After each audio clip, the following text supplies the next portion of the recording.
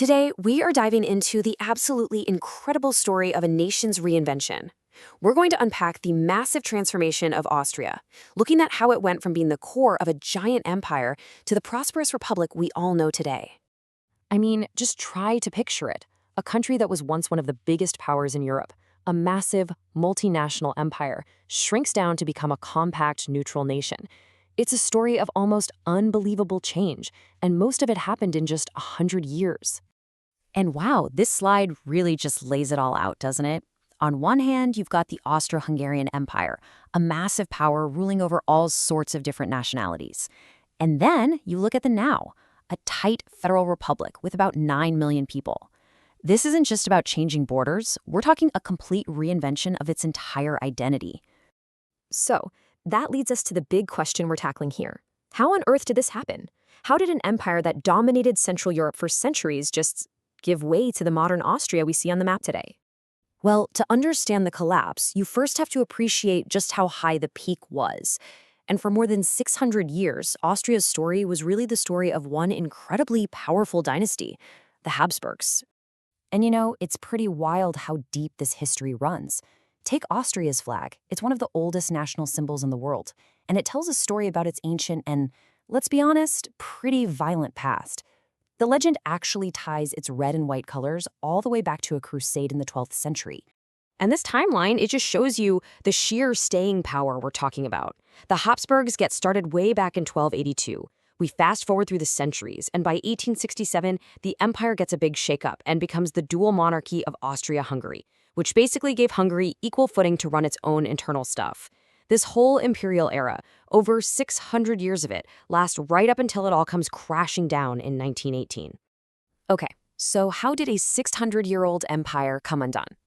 Well, the 20th century kicked off a period of such intense upheaval that it literally tore the old world apart and built something totally new. And here's the breaking point, November 1918. World War I is lost, and just like that, 640 years of Habsburg rule are over. The empire just shatters along ethnic lines, and what's left of the core German-speaking lands declares itself a republic. But right from the get-go, this new republic was in a tough spot. The Treaty of Saint-Germain came along and carved up the old empire, leaving behind this small, landlocked Austria. And crucially, it forbade the new country from uniting with Germany. This one rule created a lot of resentment and kind of planted the seeds for the crises that were to come. And that simmering instability, it all boiled over in March 1938 with the Anschluss, the union of Austria with Nazi Germany.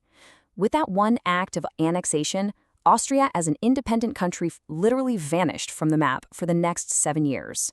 Now, Austria's role during World War II is really complex. It was completely absorbed into the Third Reich.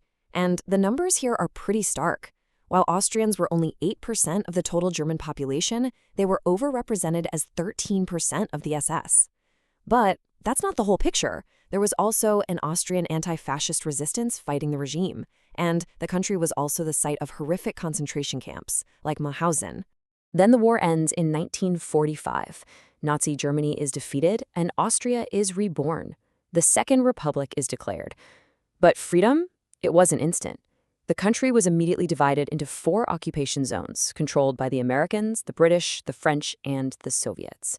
This post-war period was, without a doubt, the most important phase in shaping the Austria we know today. I mean, out of the literal ashes of war and occupation, the country had to figure out a new way forward and build a brand new identity from scratch. So, getting back on its seat wasn't an overnight thing. It was a step-by-step journey. For 10 years, it was under that four-powered Allied occupation. Then, the big breakthrough comes in 1955 with the Austrian State Treaty, which finally gave Austria its sovereignty back. But there was a catch, and it led directly to the third and most important step, Austria's declaration of permanent neutrality. So what does permanent neutrality actually mean? Well, it's baked right into Austria's constitution. It basically commits the country to 3 big things. It won't ever take part in wars, it won't join any military alliances, and it won't allow any foreign military bases on its soil. It was basically a promise to the world, and especially to the Soviet Union, that Austria would not pick a side in the Cold War. And this is why it is so important. That declaration of neutrality was the genius political move that got all foreign troops, especially the Soviets, to leave. This special status allowed Austria to act as a kind of bridge between East and West, and that created the stability it needed to fuel its amazing economic recovery and become so prosperous. All right, so after all that turmoil, what does the Austria that came out of this history actually look like? Let's take a quick look at the now, the nation that was built on that post-war foundation. Sometimes one number can tell a really powerful story. With a GDP per capita of over $73,000, modern Austria is one of the wealthiest countries on the planet. They enjoy an incredibly high standard of living. Today's population is mostly in its beautiful historic cities. Vienna, the old imperial capital, is still the main event with almost 2 million people. But then you've got other key cities like Graz, Linz, the musical heart of Salzburg, and of course the alpine hub of Innsbruck. And this chart really gives you a snapshot of a modern, globalized country. While its Catholic heritage is still the biggest group, look at the growing number of people who are irreligious. Plus, you've got significant Muslim and Orthodox Christian communities, too. It's a much more diverse place than the old empire ever was. So there you have it. From a continent-spanning empire built on dynasty and war, to a compact, wealthy republic defined by neutrality, the journey Austria has been on for the last century is one of the most amazing in Europe. And it leaves us with one last, really interesting question to chew on. In a Europe that's constantly changing, how will this unique history of empire, of collapse, of neutrality shape Austria's path forward?